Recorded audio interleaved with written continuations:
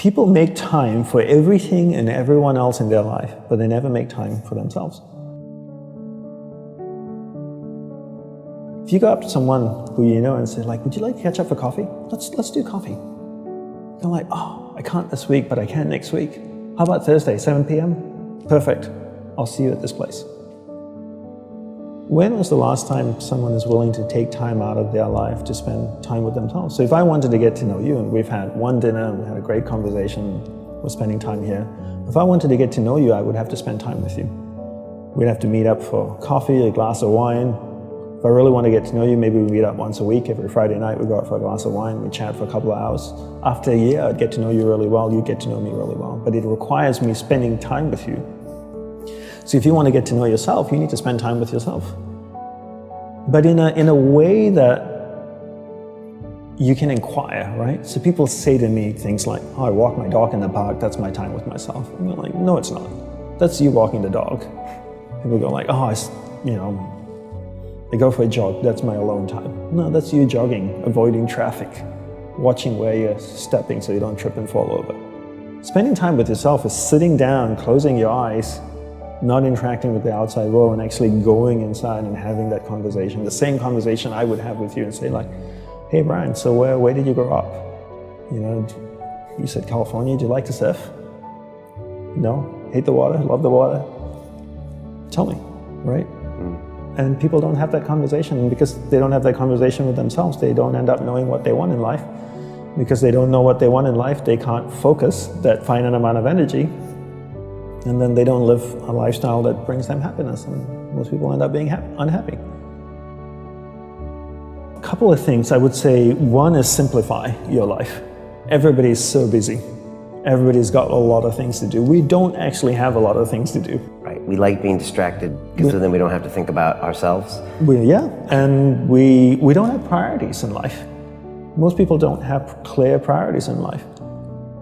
You know, for me, my goal is to simplify my life, simplify the number of people in my life, and simplify the number of things in my life. We only have a finite amount of energy each day, right? But every year, we have more people in our lives. Is that a fair statement?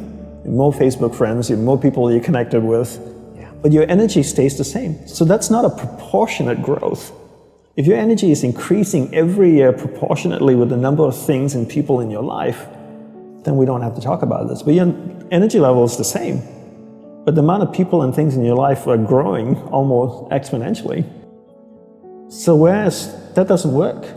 So for me, it's always about simplifying first the people and things into your life, into who and what's most important, taking that finite energy that you have each day and focusing. Second step is learning how to focus and concentrate that finite amount of energy into the people and things that truly matter. Now you start to create a lifestyle that you actually love because you're invested into people and things that matter. And the byproduct of that is happiness. And you said happiness is not a goal. Is that correct? Yes, happiness is not a goal. And if you ask most people, what do you want in life? They say, I want to be happy. Right? Would that be a fair statement? I mean, literally, it's in the U.S. Constitution, I think, the pursuit of happiness. The pursuit of happiness. Right. I always say you should never pursue happiness. Don't pursue happiness. Pursue a lifestyle where the byproduct of that lifestyle is happiness. So happiness comes as a byproduct. I spend time with the people that I love. What is my byproduct? I'm happy. I spend time with people I don't like.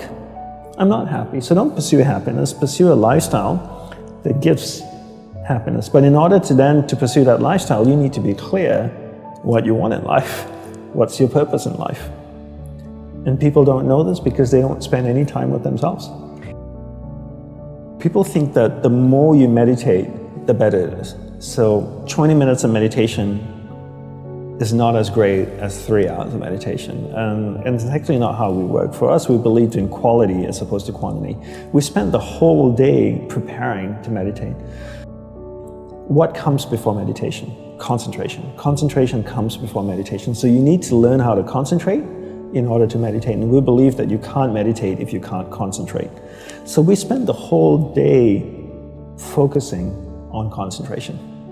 So when I spoke with someone in the monastery, I spoke with another monk, I gave them my undivided attention. When I worked on my laptop, I focused on working on my laptop. When I swept the sidewalk, I focused on sweeping the sidewalk. So throughout the day, I'm practicing concentration. Now when I go to sit down to meditate, I'm really focused, and I can have a dynamic meditation session. And I always use the simple analogy of, take Usain Bolt, for example, the sprinter, right? I don't know much about him except he won 3 gold medals, fastest man on earth from Jamaica. I can make an assumption, and tell me if I'm wrong, that his whole day is structured. That he eats the right kinds of food and drinks the right amount of water. He goes to the gym. If you look at the boy, he's ripped, right?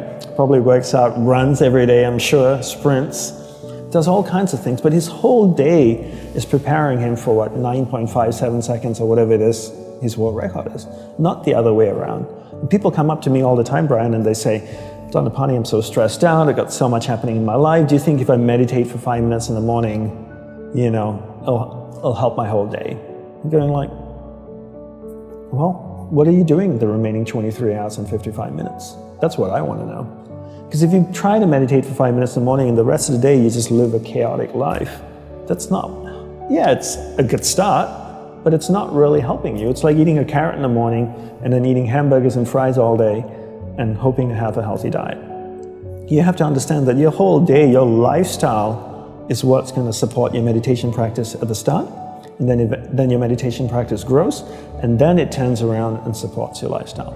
But not the other way around. You don't create a meditation practice to support your lifestyle. You create a lifestyle first, meditation second.